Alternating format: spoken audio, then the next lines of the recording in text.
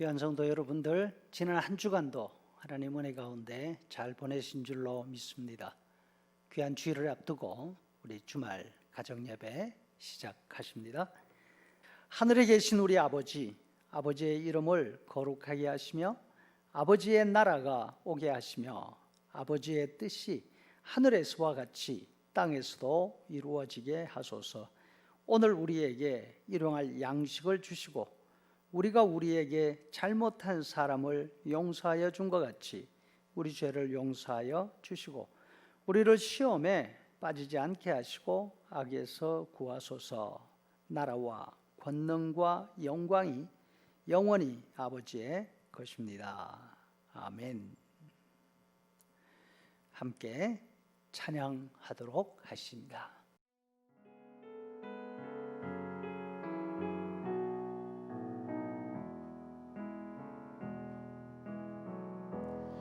따스한 성령님 마음으로 보내 내 몸을 감싸며 주어지는 평안함 만족함을 느끼네. 부르신 곳에서 나는 예배하네. 어떤 상황에도 나는 예배하네. 부르신 곳에서 나는 예배하네. 어떤 상황에도 나는 예배하네. 사랑과 진리에 한 줄 깊이 보내 내 몸을 감싸며 주어지는 평안함 그 사랑을 느끼네. 부르신 곳에서 나는 예배하네. 어떤 상황에도 나는 예배하네. 부르신 곳에서 나는 예배하네.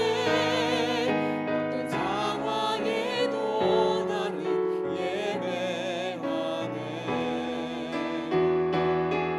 내가 걸어갈 때 길이 되고 살아갈 때 삶이 되는 그곳에서 예배하네. 내가 걸어갈 때 길이 되고 살아갈 때 삶이 되는 그곳에서 예배하네. 부르신 곳에서 나는 예배하네. 어떤 상황에도 나는 예배하네. 부르신 곳에서 나는 예배하네. 어떤 상황에도 나는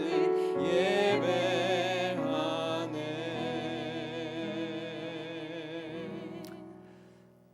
오늘 저녁 함께 읽을 하나님의 말씀 사도행전 21장 10절에서 14절 말씀. 10절 여러 날 머물러 있더니 아가보라 하는 한 선지자가 유대로부터 내려와 우리에게 와서 바울의 띠를 가져다가 자기 수족을 잡아매고 말하기를 성령이 말씀하시되 예루살렘에서 유대인들이 이같이 이 띠 임자를 결박하여 이방인의 손에 넘겨주리라 하거늘. 우리가 그 말을 듣고 그곳 사람들과 더불어 바울에게 예루살렘으로 올라가지 말라 권하니 바울이 대답하되 너희가 어찌하여 울어 내 마음을 상하게 하느냐. 나는 주 예수의 이름을 위하여 결박받을 뿐 아니라 예루살렘에서 죽을 것도 각오하였노라 하니. 그가 권함을 받지 아니하므로 우리가 주의 뜻대로 이루어지이다 하고 그쳤노라. 교회 시설을 돌보다 보면 많은 사람들의 도움이 필요합니다. 얼마 전 교회 출입문 잠금 장치가 고장이 나서 한동안 교회 뒷문을 사용하도록 한 적이 있습니다. 안쪽에서 문을 열고 바깥으로 나가면 문이 닫히고 자동으로 잠겨야 하는데 잠기지가 않는 것입니다. 샤시문을 고칠 수 있는 업체를 찾아 여러 곳에 연락을 해보았지만 신통하게 고치겠다 나서는 사람이 없었습니다. 한결같이 하는 말이 이건 문 전체를 갈아야 한다는 것입니다. 문 전체를 갈아 넣으면 비용이 너무나 많이 납니다. 또 교회의 문들이 얼마나 많습니까? 그 문들이 고장이 날 때마다 문 전체를 바꿔야 한다면 보통 문제가 아닙니다. 하는 수 없이 우리 교회처럼 유리 샤슈문을 많이 쓰는 시설을 일부러 하나씩 찾아갔습니다. 이웃 동네 큰 교회를 찾아가고 YMCA 가서 매니저를 만났습니다. 그 건물들 문 관리는 어떻게 하느냐고, 어느 업체가 도와주느냐고 물었습니다. 그리고 그 업체에 연락해서 전문가를 오게 했습니다. 그리고는 그 사람 곁에서 문을 어떻게 분해하는지, 어느 부분을 고치는지 함께 있으면서 지켜보았습니다.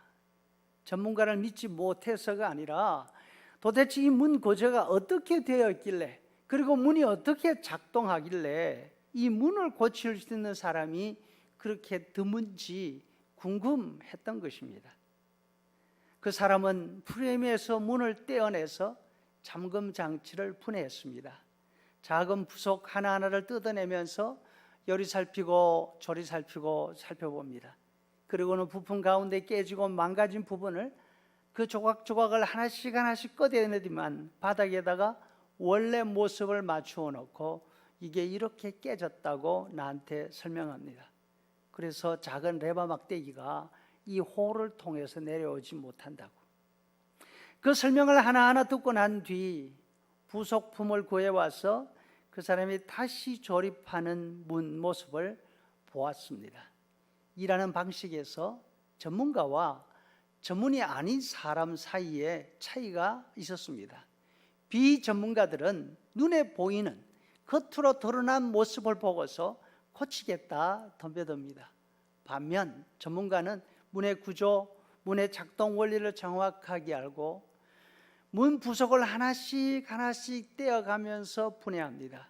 그리고 어느 부분이 작동하지 않는지 확인하고 확인된 부분을 정비하고 난 다음에 다시 역순서를 따라서 원래대로 조립을 해 놓았습니다. 그 결과 어떻게 됐을까요? 문이 정상대로 열립니다. 닫힙니다. 그리고 예상대로 잠깁니다.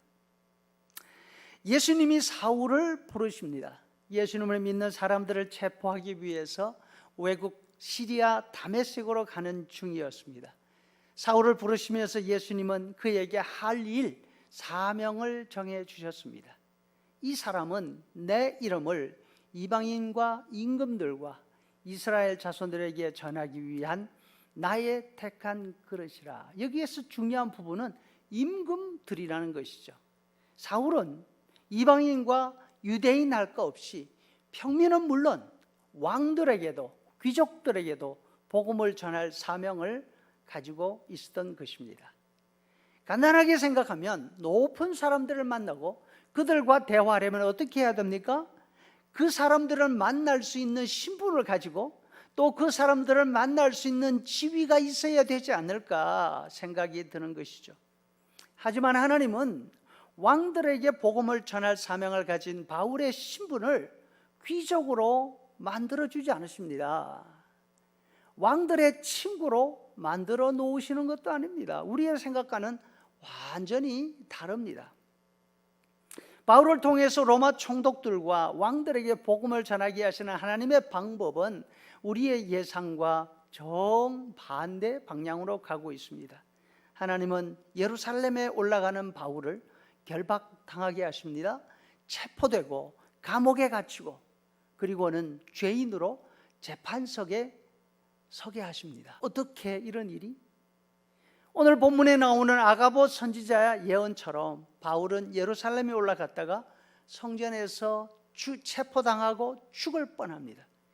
유대 지도자들의 고소로 두 사람의 로마 총독 앞에서 자신이 믿고 자신이 전하는 복음을 정확하게 소개할 기회를 얻습니다. 아그리파 왕과 왕비 앞에서도 복음을 전했습니다. 유대인들의 고소 사건으로 재판을 진행해야 하는 총독들, 그리고 아그리파 왕은 바울의 말이 듣기 원치 않아도 바울의 말을 들을 수밖에 없었습니다. 왜냐하면 재판석에서는 원고와 피고의 말을 다 들어야 하지요. 그리고 누구의 말이 옳은지 판단해 줘야 하는 것이 재판장의 임무이기 때문이었습니다. 바울은 바로 이 기회를 활용해서 자신이 받고 있는 혐의를 설명할 뿐 아니라 자신이 믿고 있는 부활과 심판에 대한 믿음을 명확하게 간략하게 전하게 되었던 것이죠. 우리의 경우도 우리가 예수님을 믿는 사람으로 예수님을 전하려고 한다면 이렇게 해야 되겠구나, 이런 조건이 되어야 되겠구나 생각하는 바가 있습니다. 하지만 우리를 통해서 예수님의 복음이 전해지고 우리를 통해서 하나님의 영광이 드러나는 길은 우리가 생각하는 그 길만 있는 것이 아닙니다. 하나님은 우리가 감당해야 하는 사명을 우리보다 더 잘 알고 계십니다. 그 목적을 이루어가는 방법과 절차도 우리보다 더 잘 아십니다. 하나님은 평안하고 넉넉한 여건을 통해서 일하십니다. 그러나 우리의 어려운 형편에도 방해받지 않으시는 분이십니다. 오히려 그 역경을 통해서 하나님의 목적을 더 잘 이루시는 경우도 많이 있습니다. 어려운 환경이 우리에겐 힘이 듭니다. 그러나 모든 것을 가장 잘 알고 계시는 하나님께서 지금도 일하고 계심을 믿고 하나님이 하시는 일에 쓰임 받을 수 있도록 인내하며 기도로 사명을 감당할 수 있는 우리가 될 수 있기를 바랍니다. 기도하시죠. 이제는 우리 구주 예수 그리스도의 은혜와 아버지 하나님의 크신 사랑과 성령의 인도 교제 충만케 하심이 나 자신이 아니라 여건이 아니라 하나님을 믿고 인내하는 귀한 성도들의 머리 위에 영원토록 함께 있을지어다. 아멘. 예수님처럼 살아가게